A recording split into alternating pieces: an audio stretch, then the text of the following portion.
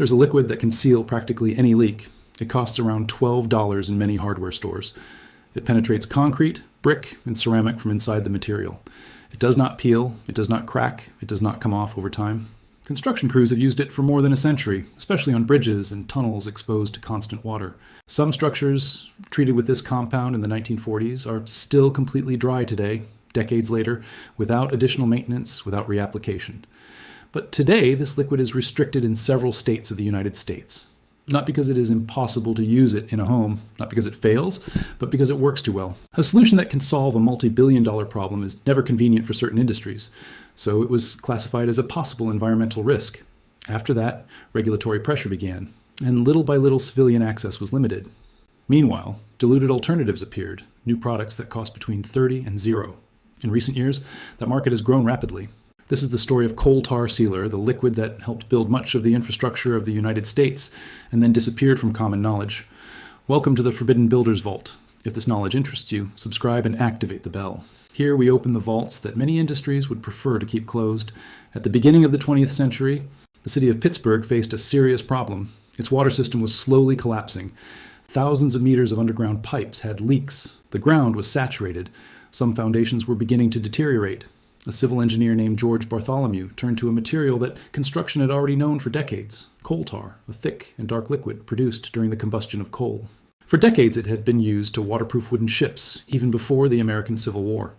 Bartholomew's team decided to apply it on a large scale. They covered foundation walls, sealed pipe joints, and coated entire tunnels. Within a few months, the leaks disappeared. They did not decrease, they disappeared. The water system worked for decades without infiltration problems, almost half a century without reapplications. By the 1920s, coal tar sealer was already common practice in construction projects throughout the country. The Panama Canal used it in several hydraulic structures. The New York subway applied it in underground tunnels. Even large dams used it in areas exposed to water pressure. Engineers considered it a permanent solution, not a patch, not a temporary repair, but a chemical reaction that integrated with the material, creating a waterproof barrier from within. The reason lies in its chemistry. Coal tar contains dense aromatic compounds. When applied to wet concrete or brick, it penetrates deeply into the pores of the material. There it reacts with the existing moisture. Over time, it forms a crystallized hydrophobic matrix, an extremely dense internal structure. Water cannot pass through it, not under pressure and not after years of exposure. The key difference is this. Modern sealers create a surface film. That layer eventually cracks or peels. Coal tar creates a permanent internal structure.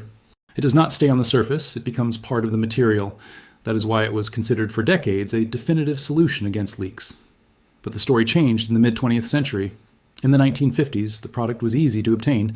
Hardware stores sold it for a few dollars.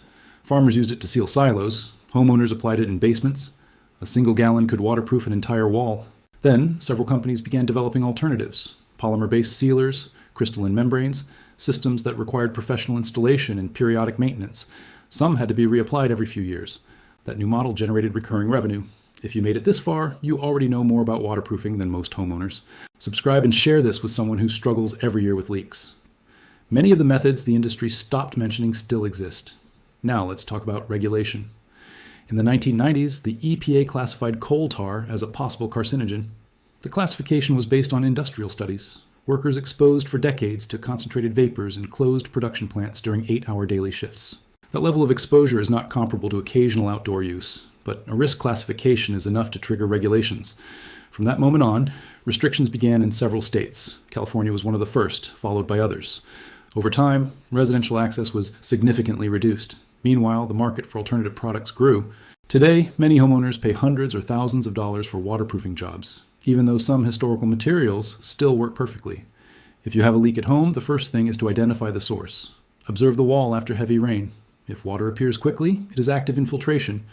If it takes hours or days, it may be slow absorption. Both cases require different solutions.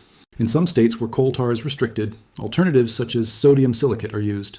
This compound also penetrates porous materials and crystallizes inside them, a method even used in military bunkers during World War II. Before applying any sealer, the surface must be clean, without paint, without previous sealers.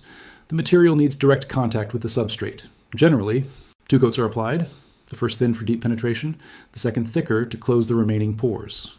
Ambient temperature also influences the process. Crystallization works better at moderate temperatures.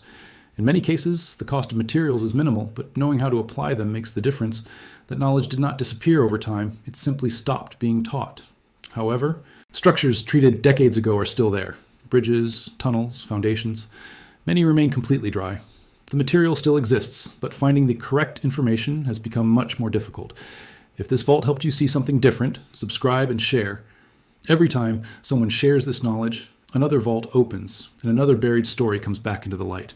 The next vault opens soon, and what it contains will be even more surprising.